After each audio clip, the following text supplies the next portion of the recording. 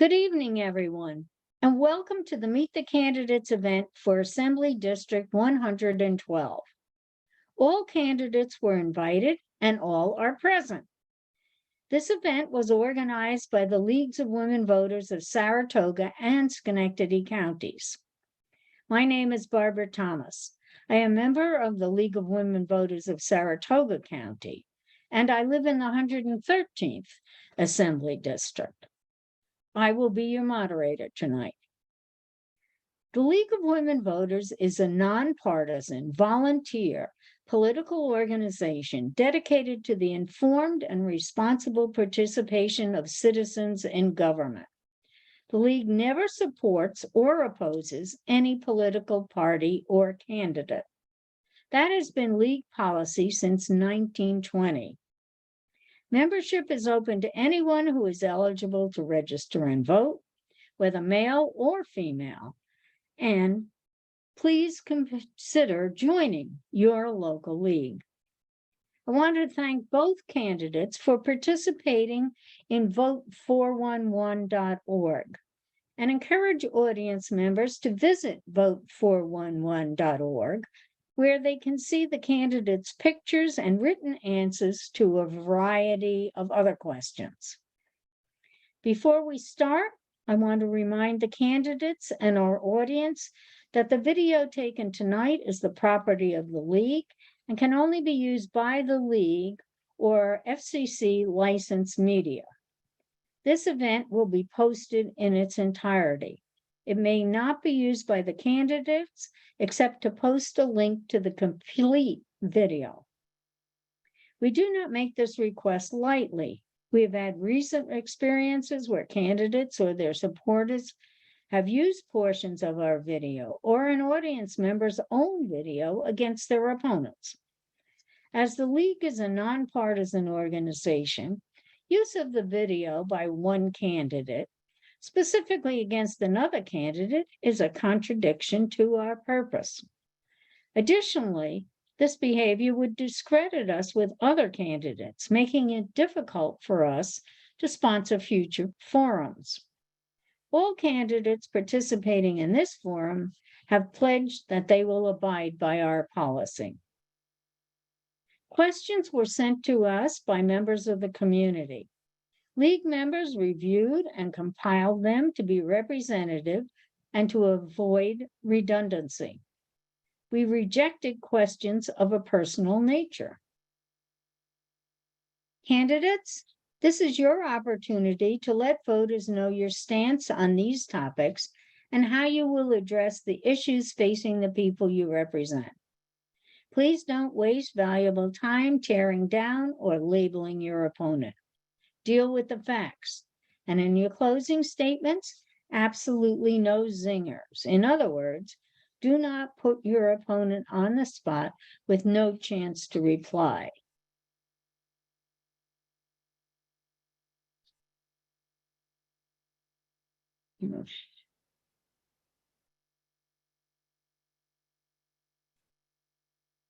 I wanted to we have timers for this evening's event, but the candidates will be able to see them, but the audience won't be able to see the cards. However, we do have cards. Green, again, 1 minute left. Yellow means 30 seconds left, and reds means time is up. The candidates tonight are Andrew McAdoo, running on the Democratic and Working Families lines, and Mary Beth Walsh, running on the Republican and Conservative lines. Now it is time to hear their 2-minute opening statements. They very amicably agreed that Assemblywoman Walsh will go first. You may go. Thank you very much, Barb. And I want to thank the League of Women Voters for agreeing to host this forum tonight. And I'd like to thank my opponent for participating in it. I think it's very important that the voters have an opportunity to hear from both candidates before they cast their vote on November 8th. And it's been an honor and a privilege to serve the 112th Assembly District over the last 6 years as the Assemblywoman. I've really enjoyed the time that I've spent in the district and also in Albany. Those are two distinct pieces of my job. And I'm seeking another 2-year term because I hope to continue my work both in the district and also in Albany. You know, there's an old saying, I think it was a curse in China, but it's an old saying that may you live in interesting times. And I would say that over the last 6 years, and particularly over the last 2, they have been very, very interesting times in New York. I would say that starting in 2019, when the Senate flipped from Republican to Democrat, there's been one-party rule in Albany. And in my opinion, and I've had a front row seat, it's been a disaster. I think that instead of dealing with issues that are, I think, very important to our constituents, my constituents, like crime, affordability, inflation, instead we've really gone in a very left-leaning direction. And the Democratic majority, I don't think, is really focusing on what's most important to average New Yorkers. So I look forward to this debate. I'm running to continue to voice the needs of my district in the New York State Assembly. Thanks so much.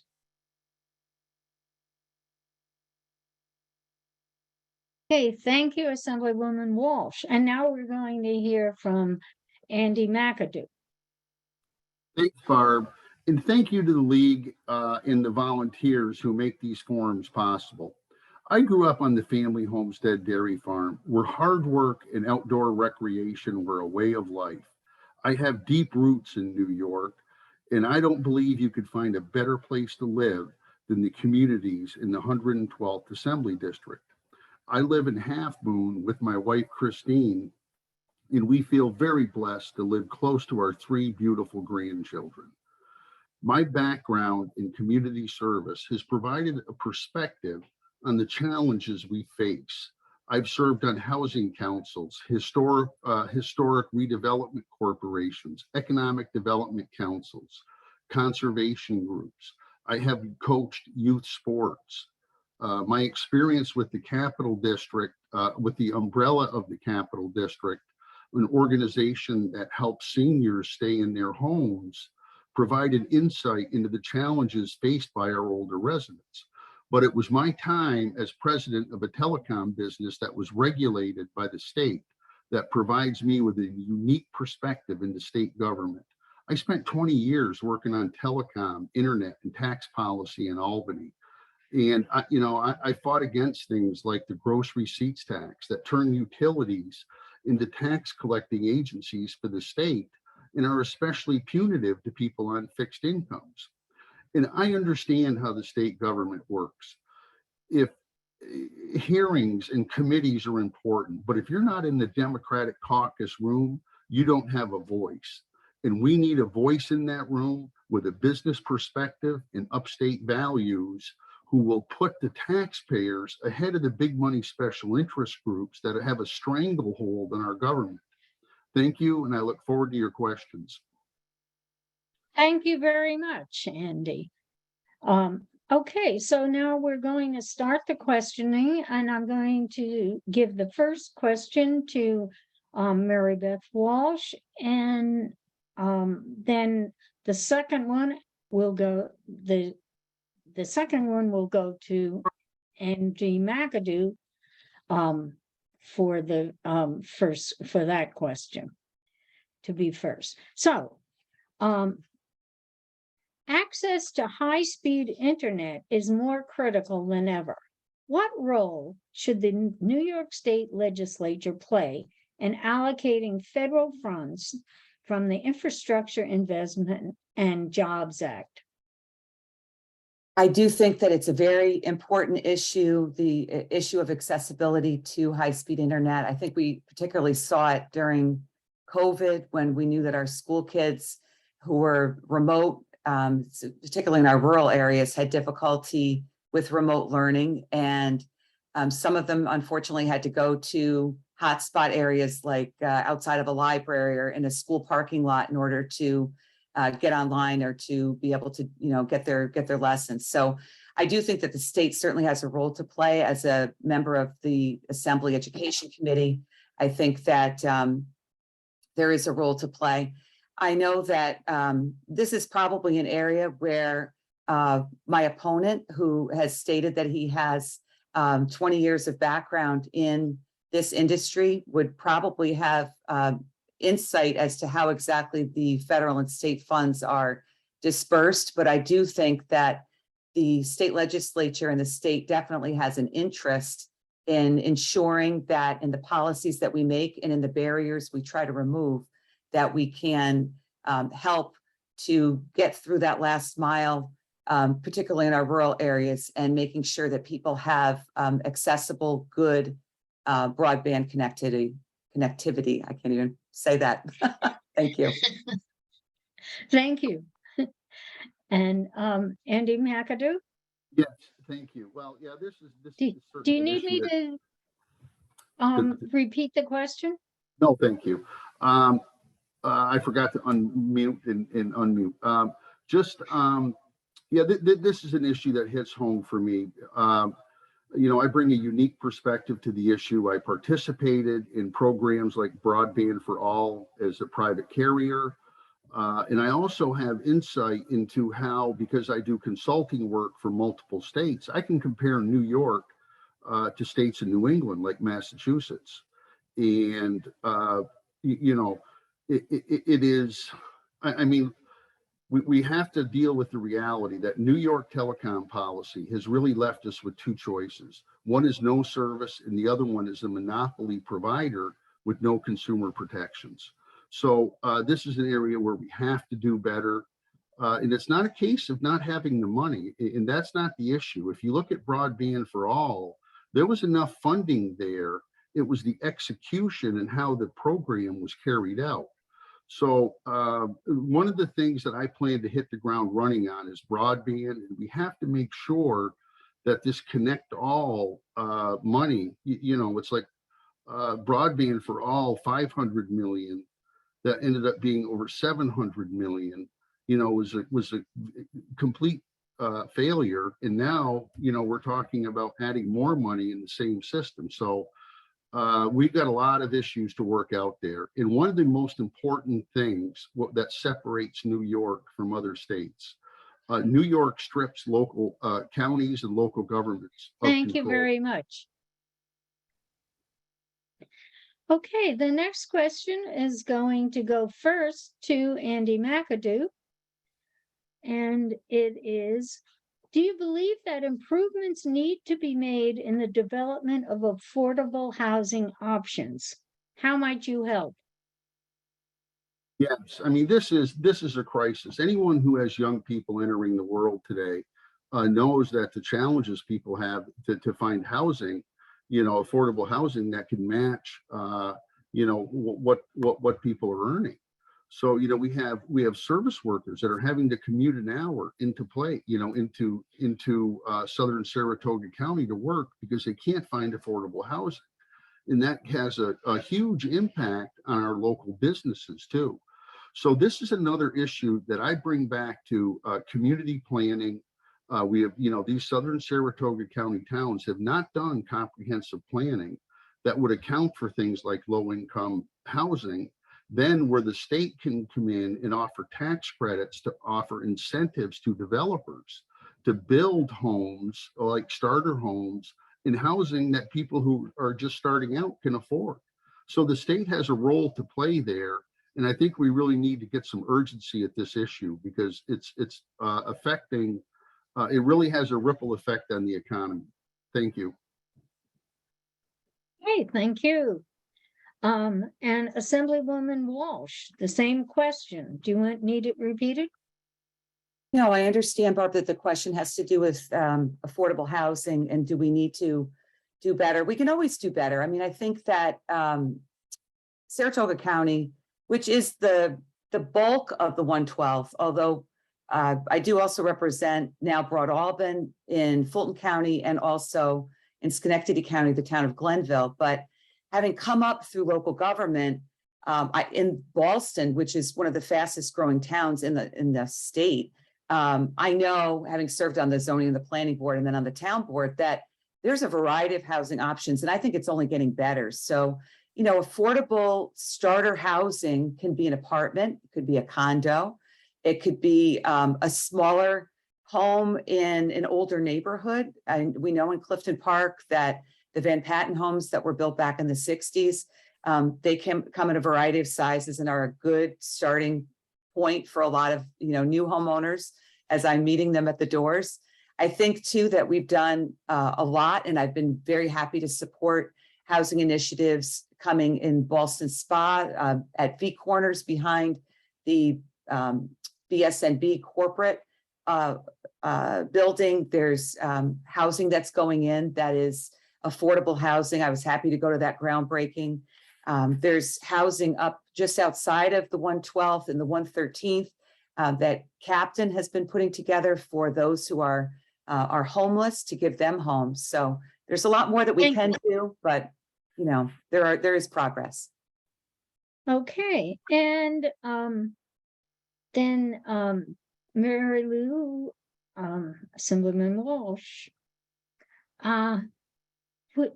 The next question is yours. Climate change is happening at a much faster pace than predicted. How would you address this crisis in New York State? And do you support the Environmental Bond Act on this year's ballot? Okay, so I do think that climate is an important issue, but I think that what I've seen as what I feel has been a mistake in the way that New York State has been approaching it with things like the CLCPA and particularly with the CLCPA, the Climate Leadership Protection Act, is to make, I think, very unattainable goals, put them out there. And I think when they're doing their scoping and they're putting out their final documents, I think this Green New Deal for New York is going to be very costly to the average taxpayer and homeowner in the state. And so I feel like that has been the wrong direction. I think climate is important, but I plan to vote no on the Prop 1 on the back of the ballot this year with the Environmental Bond Act, because I think in a year where we're experiencing 40-year record high inflation, it's not a good year to be authorizing the expenditure of an additional $4.2 billion that's going to be placed again on the taxpayers. So that Bond Act, coincidentally, or maybe not, was originally going to be on the ballot in 2020. And then Governor Cuomo pulled it off the ballot because he thought that it was a bad year to do it with everything that we were going through with COVID. Now in 2022, we really have, like I said, this terrible inflationary period that we're in. I just don't think it's a good time for us to be doing this. And I overall, I would say that my position is that I support goals, but not mandates. Thank you. Andy McAdoo? Yes, I will vote yes for the Bond Act. I do support it. We have an obligation to future generations. You know, what kind of world are my grandchildren going to be entering? And I think we passed the debate of climate, if climate change is real, and we have to take action. But we need to do so in a way that isn't punitive to rural areas. You know, I lived in New York City for a couple of years. I lived in Manhattan, and I understand that they don't understand rural areas. I mean, they're not bad people, but they don't understand that, someone from a rural area needs a full-size pickup truck to haul firewood to heat their house or to do odd jobs, to keep a roof over their head and feed their families. And they can't afford a $100,000 electric pickup. And, if they pay $4 a gallon for gas, that means something else they need, they're going without. So, yes, we have to take action. We can take action in a way that doesn't harm, rural areas. And the other thing to keep in mind with the Environmental Bond Act, that is an investment in the future of future green alternative energy jobs in the region. So yes, it's very important. I plan to support it. And I plan to also protect rural residents. Thank you. Thank you very much.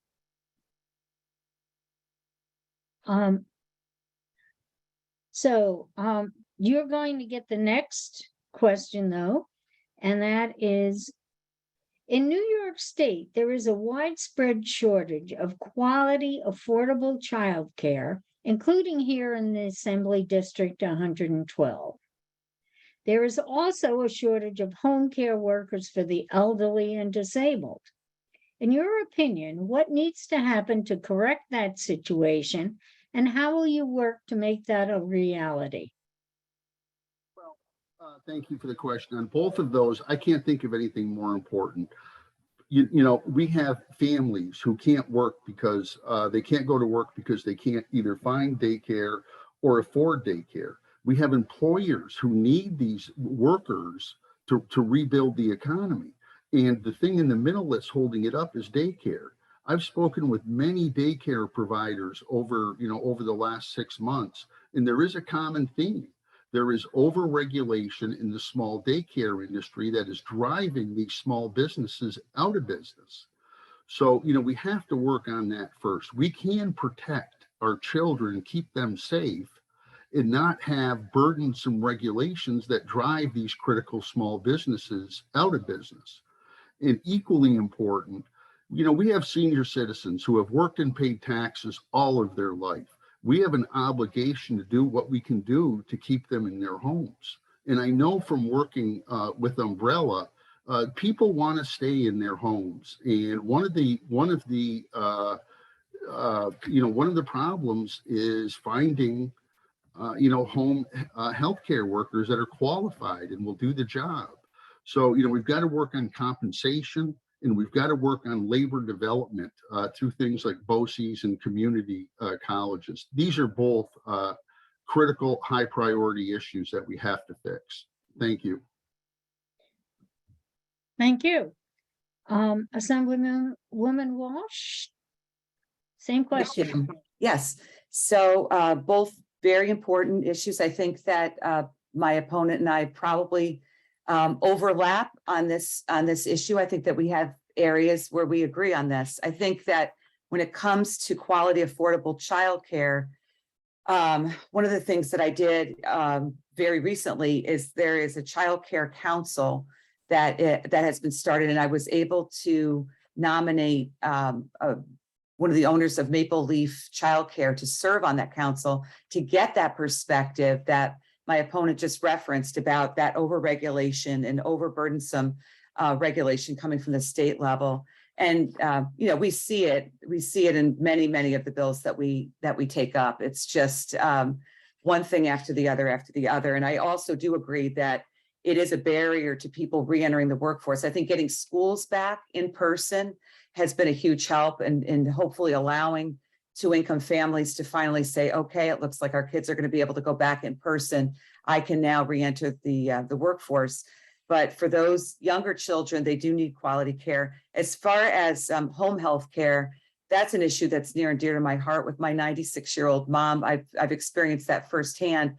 To be able to find and afford really good quality home health care for the elderly, it's so important, and it's so scarce at this point. I think that BOCES, Capital Region BOCES, is doing a great job, and I've run out of time. I would love to be able to speak longer on this, but I'll stop. Thank you.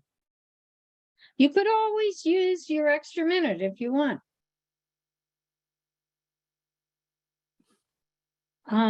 Okay, the next question is going to go to you, Assemblywoman Walsh. So, in the consolidation of hospitals,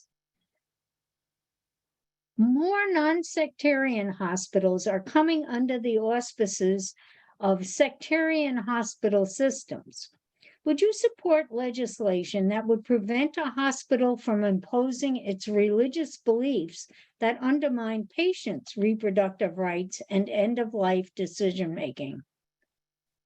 Well, I think that that's a very important issue. I think that accessibility to healthcare is important, and I think that what we're seeing in our immediate area is a loss of some options. I know that there are mergers that have been proposed. I know Ellis has been particularly hard hit in recent years, and is looking at merging with St. Peter's.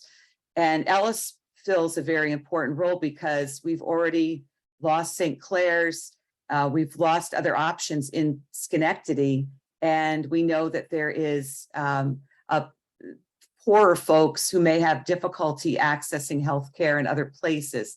So I do think that that's definitely an issue that we have to take on.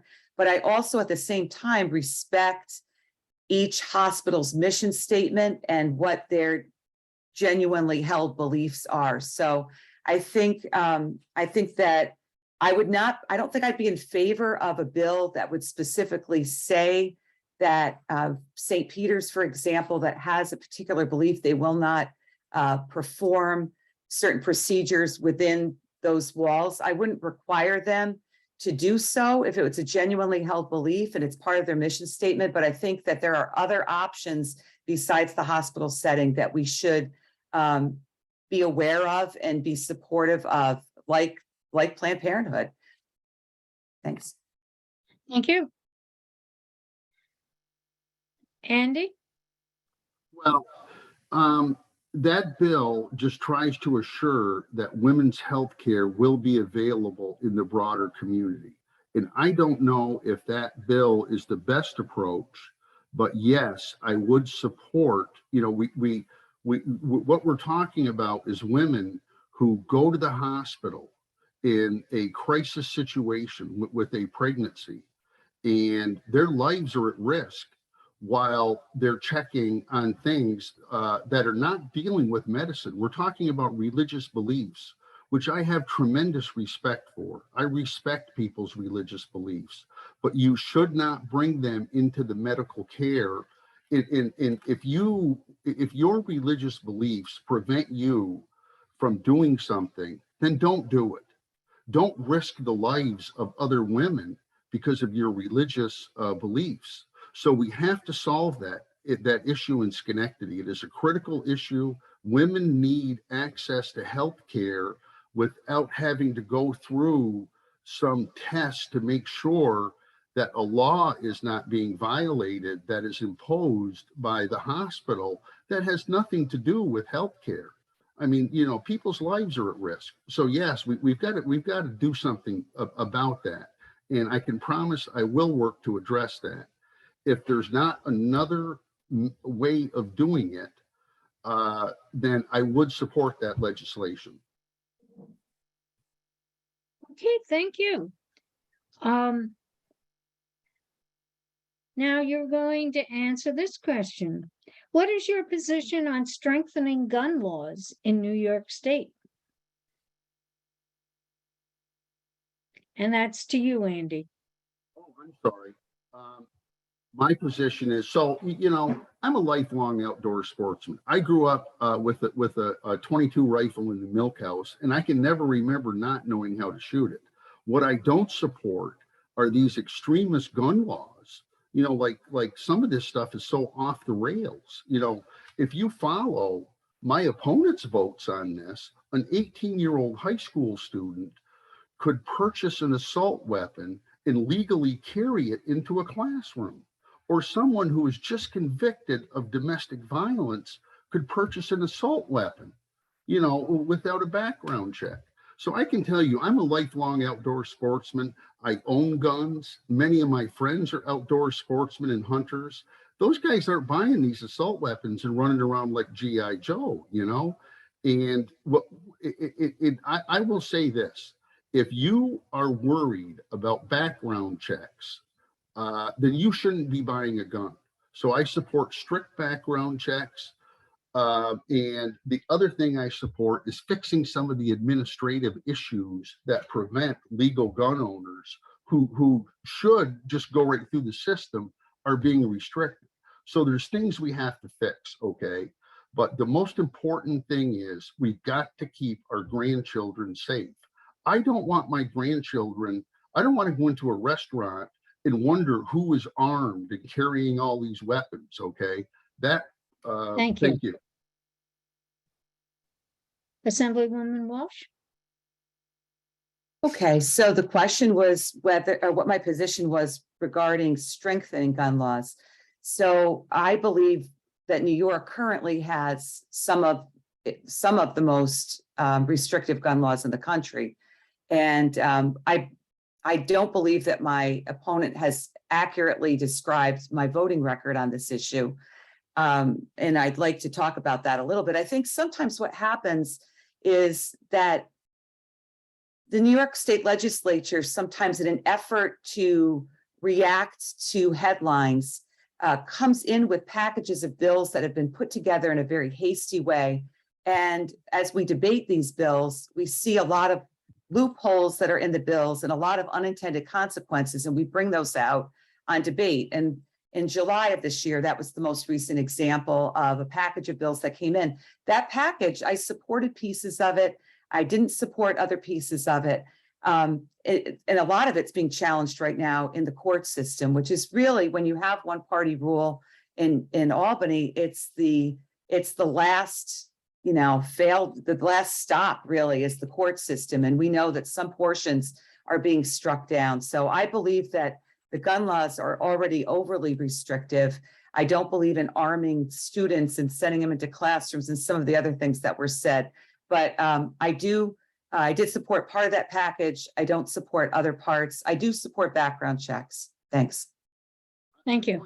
I'm going to use my 1 minute and just take 5 seconds to say that my statements about her voting record are completely accurate. Thank you. All right. The next question is going to go to Assemblywoman Walsh. Politics have become highly polarized to the detriment of our society and democracy. How will you combat radicalism and misinformation? Will you accept the election results? And what do you say to election deniers?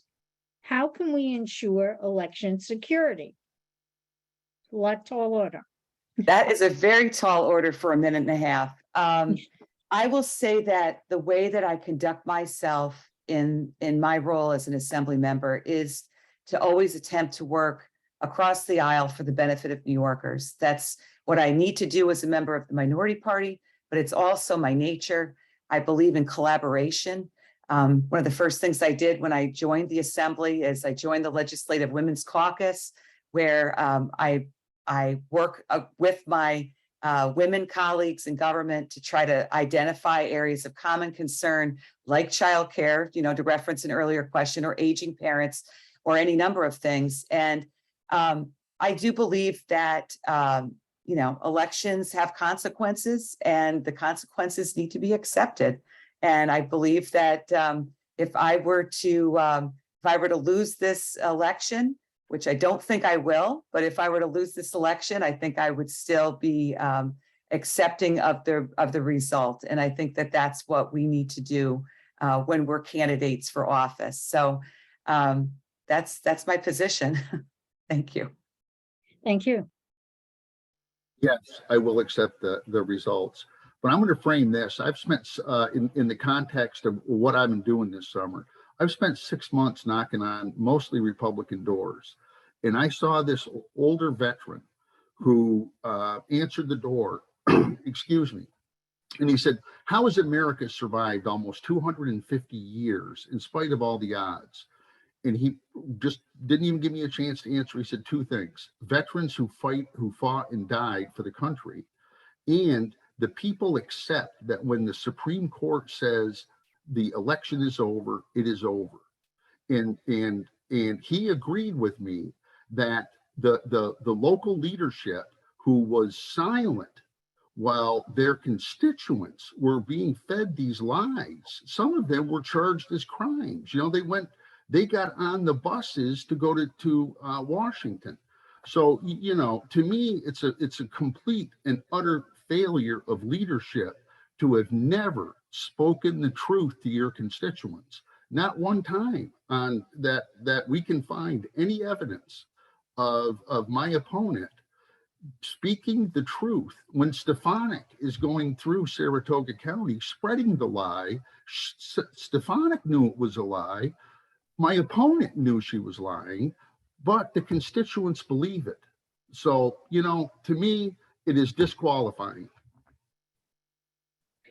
Thank you. And Assemblywoman Walsh wants to add to her remarks. Yes, thank you.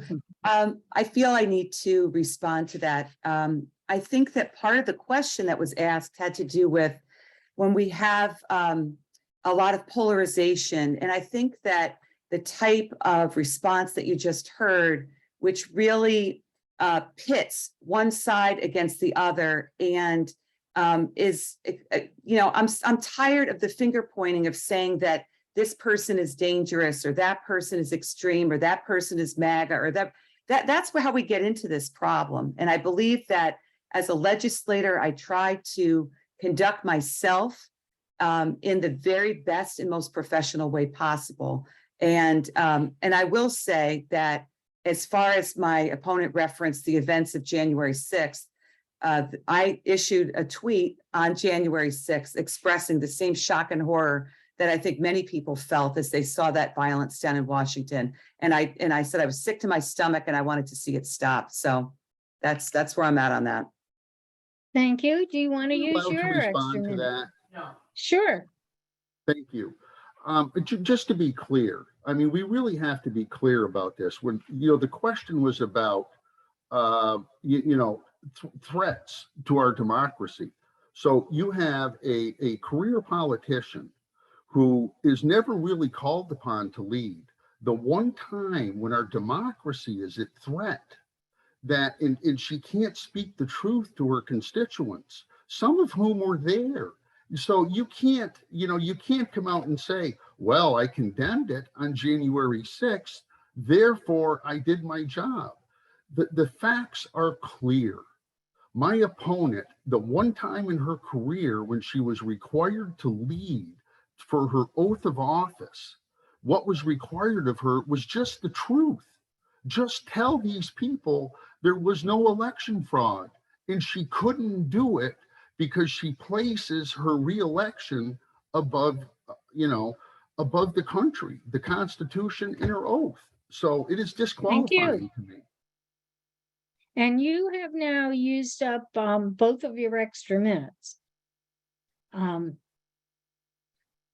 So the next question is going to go to you, Andy, and it is, do you support the recent action of gradually lowering the overtime threshold to 40 hours for farm workers?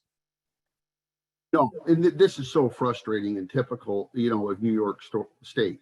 First, there is a valid issue with these mega agricultural conglomerate businesses that are not paying fair wages, and they are, cheating workers, and we have to address them and hold them accountable. But the family and local ag businesses are unlike any other business. I grew up on a dairy farm. The idea of treating them like a regular business is ludicrous. And I really wish I was at the table when they were doing that. I believe, I could have made an impact. And I have to tell you, the truth is everything is lined up against farmers. You have big ag undermining them in the market. You have a regressive land tax structure that punishes the farms that we should be, trying to support. And, inflation, it is endless what's happening to them.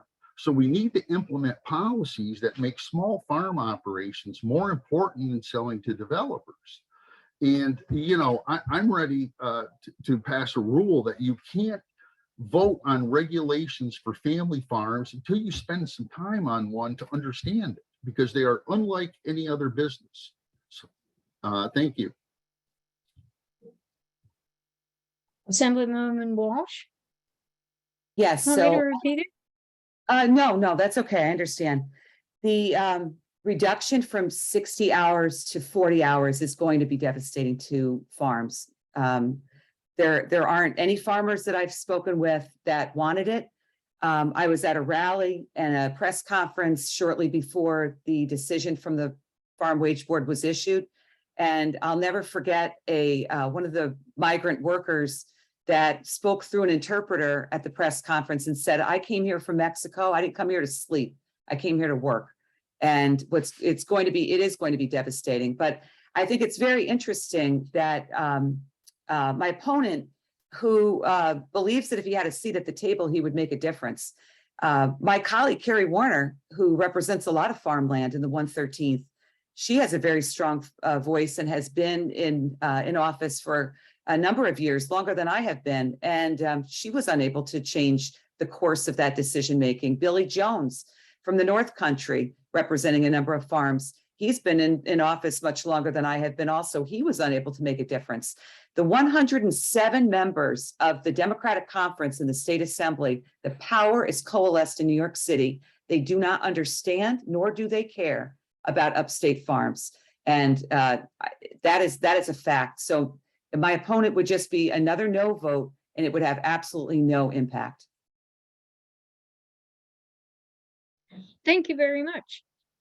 Okay. And the next question goes to you too. How would you address the continuing opioid epidemic in New York State? Again, a very large question for a short period of time. I think that, out of the thousands and thousands and thousands of bills that have been introduced in the Assembly, there have been a number of bills that I've supported to try to remove barriers for individuals who are combating addiction. Something as simple as making sure that they can get transportation to their appointments, to make sure that they're able to receive naloxone, that they're able to, there are just so many different ways that we can work around the edges of it. Adequate funding. I mean, I have supported funding in our state budget to try to address this issue. So there are many different ways to combat, to try to reduce the stigma. There's so many individuals and families that I've spoken with whose sons or daughters or family members have battled addiction. And the issue with fentanyl is a huge, huge problem now, and it's coming into our area. We know that the 112th is right along the Northway corridor, running from New York City straight up to the Canadian border. And we know that that's been a pipeline for illegal drugs. So I think we need to back our blue. I think we have to support our law enforcement, make sure that they have enough people out to be able to do the enforcement side of things. And then I think we have to show compassion and empathy for the people who are struggling with addiction and provide them with the money and resources that they need. Thank you. Andy, same question. Yeah, I think it's not a coincidence that you see career incumbent politicians never bring up taking on big pharma or holding them accountable. So when you study opioid addiction and the role big pharma played, it is shocking when they would press, as an example, where they press the government to allow opioids for postpartum women, that created thousands of addict moms, and there is no accountability, and that extends throughout government. And I can tell you a big reason for that is because big pharma is a huge special interest. And when you get those mailers delivered to your house that come from a PAC or some state association, you can bet, I'll bet you lunch, there's some big pharma money attached to that. So, this is a complicated problem, as my opponent said. You're not going to answer it in a minute 30, but we have to hold big pharma accountable, and we have to get these nonviolent addicts out of the criminal justice system. They're only guilty of being addicted. Okay, so let's get them out of the criminal justice system and get them treated. So, addiction is a huge source of crime too. So this has to be a priority. But we've got to work at the root cause of it, and that has to include some accountability for big pharma. Thank you. Okay, what is your view on and this is going to you, Andy. What is your view on the proposed medical aid in dying bill to allow terminally ill adult patients to get medical aid to end their suffering? No, I'm so glad you asked me that. Um, so yes, I support the bill 100%. And I was hoping for the opportunity during this forum to address some of the misinformation surrounding this bill. I've heard people describe it everything from, euthanasia to physicians assisted suicide. So I just want to give you some facts on it. I believe this legislation, first of all, only applies to people who are terminally ill with 6 months or less to live. The medication has to be self-administered. So you've got to be able to take it. And this is not something new. 10 states have had this for years. 20% of the population live under this.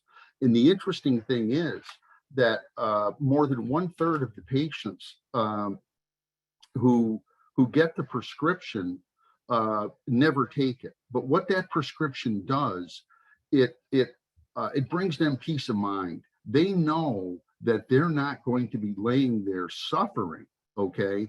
That they have an alternative, and it brings peace of mind to the family. So, somebody said to me, the government regulates how you're born, taxes half of your income, and then regulates how you die. And that's not what America is. We need to get the government out of those decisions, so that if you think about it. Okay, thank you very much.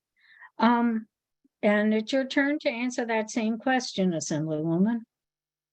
So for me, this is a very, very difficult issue. One of the things I think I've had very lengthy discussions with advocates for the bill, and I've also had very long conversations with Bishop Scharfenberger and with my own parish priest. October is Respect Life Month in our church. And so we believe as a moral issue in respecting life from beginning to natural end. So I struggle with this bill because my father 30 years ago would have been an ideal candidate for being able to receive medication under this bill. He had a very aggressive form of cancer. He suffered for a year. He lost most of his body weight. He suffered. He had a lot of pain relief, but it was very, very difficult. And I do wonder if this had been available, if he would have availed himself of it. So on the other hand, I'm very, from doing the work that I do with the disability community, I worry, although there are safeguards, I think, put into the bill in its current form. I worry about the disability community. They are worried, and I'd like to use my additional minute if I could. Sure. They're very concerned about this as well. We don't want to be in a situation where vulnerable people could be at risk of abuse or coercion. We don't want insurance companies saying that they would pay for medication, but would not pay for treatment. We don't know how the definition of terminal illness, whether it means 6 months to live with or without treatment. And I also think that when you're looking at, I would rather put resources, right now where I stand on this issue is, I would rather put resources into making New York #1 best in the entire country as far as hospice care and palliative care. See where we are then, see if we can address the depression that people feel when they're in the end stage of life. And this bill has not come to the floor yet. It will probably be the most difficult vote that I ever cast, but that's where I am on it right now. Thank you. Thank you very much. And the next question will go to you, Assemblywoman. In New York State, every child is entitled to a sound basic education, but many of our schools are underfunded. Poorer communities are especially affected, and the COVID pandemic has only made the situation worse. What measures will you support to provide equal educational opportunities for all children? Well, I don't necessarily agree with the the way that the question is framed, but let me talk a little bit about a free and appropriate public education. I believe in it. It is the law. I serve on the Assembly Education Committee. Whenever I'm interviewing potential new regents, whenever I'm in budget hearings talking to the commissioner on education, I'm raising issues, and I've supported really record high funding for our schools and for education. I do think that there, of course, are some inequities. I toured in the city of Albany, a really interesting community school, which tries to, again, remove barriers from children who, whether it's hunger, whether it's clean clothes, whether it's having school supplies, whatever those barriers might be, to being able to come and be ready to learn and to be able to learn. The community school concept, I think, is working great, really well in some of our, particularly our urban schools that are poorer. We've done some tweaks to the foundation aid formula, but I think during COVID, there was a record amount of funding coming in, and I've supported it. I think per pupil spending has been very high in New York in comparison to other states. We haven't necessarily seen the results as far as testing. I do think that we're going to have to spend, I would say, a significant amount of money to try to address learning loss that we've experienced during COVID. That's what I think the real priority is. Thank you. Andy McAdoo. Yes, no, thank you. That may be the most important question of the evening, because, you know, we are talking about educating the next generation, and what can be more important than that. And I have a grandson who was in second grade who actually entered kindergarten at COVID. And I agree with Mary Beth on that is, you know, that's going to be a trailing issue that we're going to have to, you know, that it's going to have to be addressed. I think monitored, you know, maybe a better choice of words. But yes, I support funding of schools. And you know, in too many cases, there are too many high school students who we are sending into the world with either undiagnosed mental health issues or other conditions where counseling could help get them on the right track. And just, you know, we do have this conveyor belt from high school to the criminal justice system. And I think the way that we you know, we can invest $1 today in early intervention in schools to prevent this, you know, prevent the $5 cost in, you know, within the criminal justice system. So I can't think of a better place to spend our resources. And we have to work on this regressive property tax thing that's, you know, it's just killing farmers. Thank you. Okay, and now this is going to be the very last question that we get to before the closing statements from the candidates. Crime rates are up in major cities across the state. At the state level, much of the debate is around bail reform and its ramifications since its passage in 2019. What, if anything, do you believe is wrong with the law as currently written? And what proposals do you have to improve it? And I'll go first to you, Andy. Okay, thank you. Yeah, it is kind of frustrating to me that we have so many public safety threats, but the other side has been able to frame everything around bail reform. And I'll just point out that bail reform does nothing to prevent, you know, a first-time offender from committing a crime. But we do have to give judges discretion. You know, there's a case where a teenager in a mental health crisis commits a small crime, clearly needs evaluation, is released and commits suicide. So those kind of tragedies we have to prevent. You know, what we have to do, the bottom line is this: we've got to keep our kids safe. And that means keeping people who are a threat to themselves and others off the street. But we also have to look at public safety in a larger context. You are much more likely in southern Saratoga County to be the victim of an online scam. You know, there were 3 million seniors scammed out of $3 billion last year. And or having one of your teenagers are more likely to be the target of a bad actor on social media.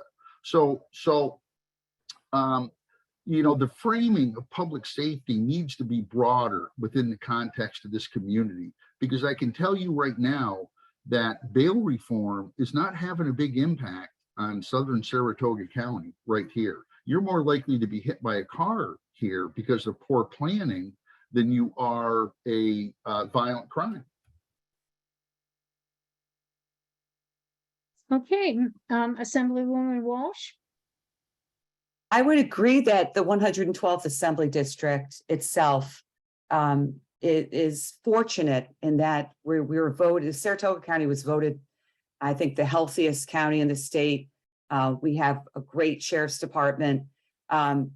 Here's the thing, when we talk about bail reform, we really have to talk about a whole host of so-called criminal justice reforms that we have been seeing ever since the Senate flipped back in 2019. So we've got bail reform with catch and release. We've got parole reform. We've got raise the age of criminal responsibility, raise the floor of criminal responsibility, discovery so-called reforms. And you have to take all of them. As far as bail reform itself, which was the question, I do think that we need to restore judicial discretion. I have one statistic to share. Statewide, 33.5% of defendants arraigned on felony charges and released were rearrested for a new crime. That's concerning. And I think, we can't live in a bubble here in the 112th district. We're right in the Capital District, right near Albany County, and Albany County is hurting. The Albany County Police Department right now budgets for 343 police officers. They currently are down 65 officers. We've got officers that are leaving early, that are getting the heck out, and it's dangerous in Albany right now. We're right next door. Thank you. Okay, now it's time for closing statements, and candidates will have no more than 1 minute each. And the very first to speak will be Assemblywoman Walsh. Well, thank you very much, Barb, and thank you for moderating this evening. It's been an interesting discussion, and I appreciate the League of Women Voters hosting this, and again, for my opponent for joining in. I have really enjoyed the time that I've spent in the last 6 years serving this community that I really love. I've lived in Saratoga County for well over 20 years. I've raised my kids here. I live in really one of the greatest places in New York State, and I'm pleased to serve. And I hope that the voters will restore me to office for another 2-year term. I'm humbly asking for their support. It's been a privilege and honor to serve, and I hope that I can continue to serve. Thank you. Thank you. Andy McAdoo, your closing statement. Thank you. I believe New York is the best place to live in America, but we have a state government that is too expensive, inefficient, and ruled by special interest groups. We have serious challenges we need to address, but I believe we have to start with ethics reform in the state legislature before we can address the other issues. When you consider the relationship between big money special interest groups and incumbent politicians, we should expect things like monopoly service providers in the most expensive state government in the country. I'm asking the voters in the 112th Assembly District to give me a 2-year contract. Give me 2 years and send me to Albany. I am nonpartisan. I don't make promises I can't keep, but I can promise you, if you send me to Albany, I will bring upstate values to the Assembly, and I will fight every day for the people of the 112th Assembly District. Thank you, and I'm very grateful if they have the opportunity for this forum. Thank you very much. The time is up for that. I want to encourage every registered voter to get out and vote in this election, and to remember to turn their ballot over and vote on the Environmental Bond Act. Early voting starts October 29th and runs through November 6th. Election day is Tuesday, November 8th, and the polls are open from 6 a.m. to 9 p.m. The recording of this event will be posted on the League's website, lwvsaratoga.org.